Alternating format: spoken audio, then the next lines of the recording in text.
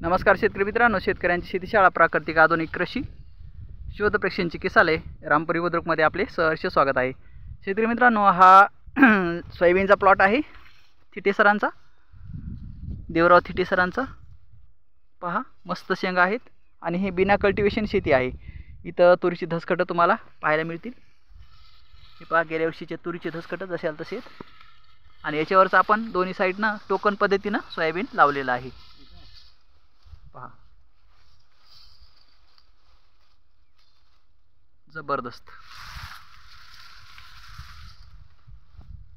बुडापासून शेंड्यापर्यंत शेंगा आहेत।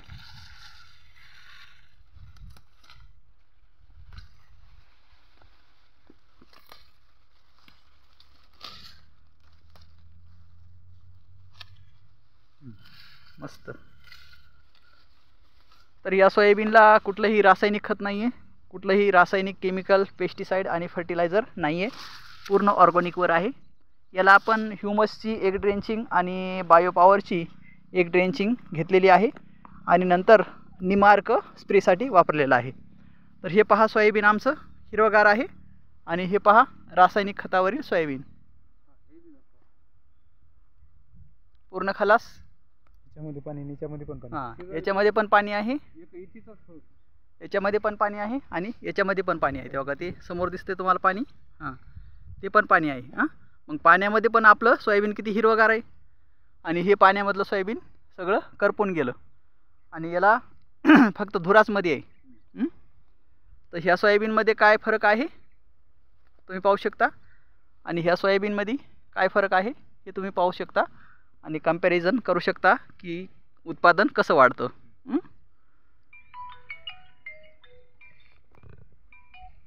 मस्त, एवढं पाणी आहे रानामध्ये तरी पण झाडं आपली हिरवी आहेत, है ना। पहा किती पाणी साचलेलं, पण तरी देखील आपलं झाड हिरवगार आहे। बिना कल्टिवेशन शेती आणि ऑर्गॅनिक वर सोयाबीन आहे, हे हिरवागार प्लॉट आहे। आणि इकडं पहा या रानामध्ये पण पाणी आहे, हे रासायनिक केमिकल वापरलेलं सोयाबीन आहे। पूर्ण चिपट झालं, पूर्ण सोयाबीन गेलं।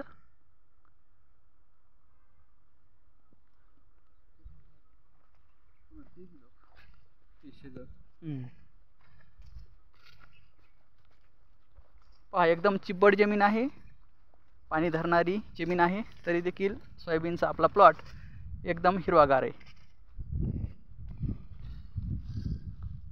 मस्त शेंगा आहेत,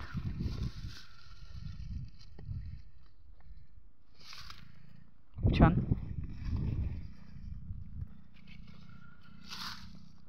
हो का, जमीन शेवाळली, हां इथं शेवाळ आलंय, शेवाळ चढलंय साहेब। शेवाळामधलं झाड पहा कसं आहे, हिरवगार आहे आणि शेंगा पण भरपूर आहेत। जमीन शेवाळली, एवढं पाणी आहे तरी देखील हिरवगार आहे सोयाबीन। त्यासाठी शेतकऱ्यांनी सर्वसाधारण पेरणी न करता बेडवर सोयाबीन घ्यावं, आणि झालंच तर बिना कल्टिवेशनची शेती करा, नाही झालं तर पूर्ण ऑर्गॅनिकवर घ्या, तुम्हाला चांगलं उत्पादन मिळून जाईल। मस्त आहे। हे काय पाणी दिसायले ना, बेडनं सगळं पाणीच आहे। हो हो, हे पहा खाली पाणी आहे, आणि हे पहा रासायनिक खतं वापरलेलं सोयाबीन, आणि हे आहे पूर्ण ऑर्गॅनिकवर घेतलेलं सोयाबीन। अजिबात एक दाना खताचा नाही आहे, एक फवारणी पण रासायनिक केमिकलची पेस्टिसाइडची केलेली नाही आहे, पूर्ण ऑर्गॅनिक आहे। तरी देखील सोयाबीन कसं आहे तुम्ही पाहू शकता, हिरवगार आहे। मस्त,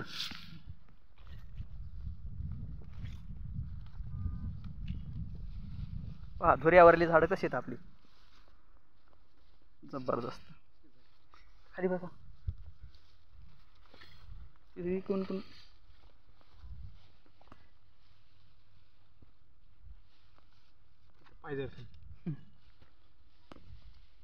पाय टाकाय जागा नाही। मस्त आहे, छान, वा एक नंबर। ऑर्गॅनिक शेती काय आहे याचं प्रात्यक्षिक एक दर्शन तुम्हाला इथं पाहायला मिळतं. ही पहा, रासायनिक खतावरील शेती सोयाबीनची. पाणी आहे ह्या शेतामध्ये पण, आणि पूर्ण पाला झडलेला आहे, आणि दोन चार शेंगा आहेत एका झाडाला.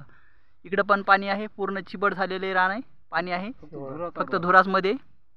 हे पण रान तेच आहे. आणि इथं सोयाबीन पहा, सोयाबीनची ग्रोथ पहा, शेंगांची संख्या, शेंगांची साईज, पाला हिरवागार आहे. पहा धुऱ्यावर सोयाबीन कसं आहे, मस्त. असं जाऊ घ्या, चिपट रान आहे पूर्ण. इथं जास्त पाणी साचलं, थोडे झाडं पिवळे पडलेत, पण त्याला शेंगा चांगले आहेत ना.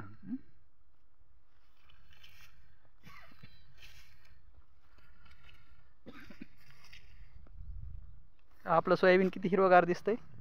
आणि ही सोयाबीन पहा, पूर्ण प्लॉट डॅमेज. लय दाट बी पेरलंय हो हे. अति दाट पेरलं. त्याच्यात ओळी घातल्या, 4 ओळी घातल्या एका बेडवर. 4 तासात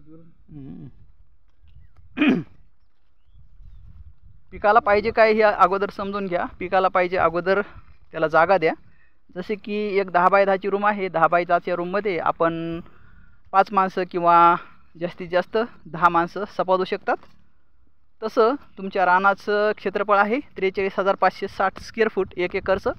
तर 1 एकरच्या क्षेत्रफळामध्ये एका स्क्वेअर फूटला एक झाड जरी धरलं तर 43,560 झाडं बसतात. मग इथं तुम्ही एका तासामध्ये 43,560 झाडं टाकली एका तासामध्ये, तर इथं प्लॅन्ट पॉप्युलेशनच होणार नाही. मग प्लॅन्ट पॉप्युलेशन जर नाही झालं तर त्यानं न्यूट्रिशन घ्यायचं कसं, कोणाच्या हिश्श्याचं घ्यायचं.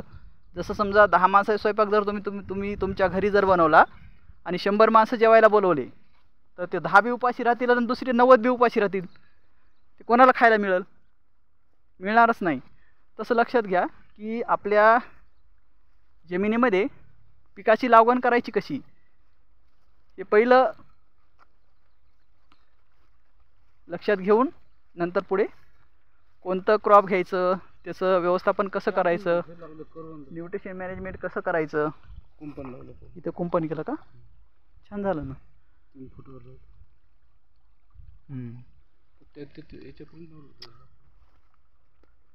करवंदाचं कंपाऊंड करा म्हणालेत सर. छान.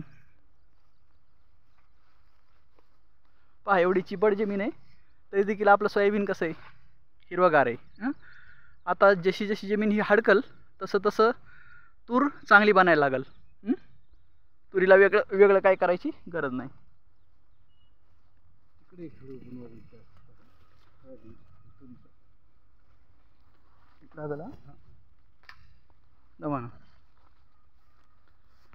तर कसा वाटला प्लॉट मित्रांनो, लाईक शेअर कमेंटमध्ये सांगा. Wish you all the best. आणि आपली आणि स्वतःची आणि स्वतःच्या पिकाची काळजी घ्या. जय हिंद, जय भारत, वंदे मातरम.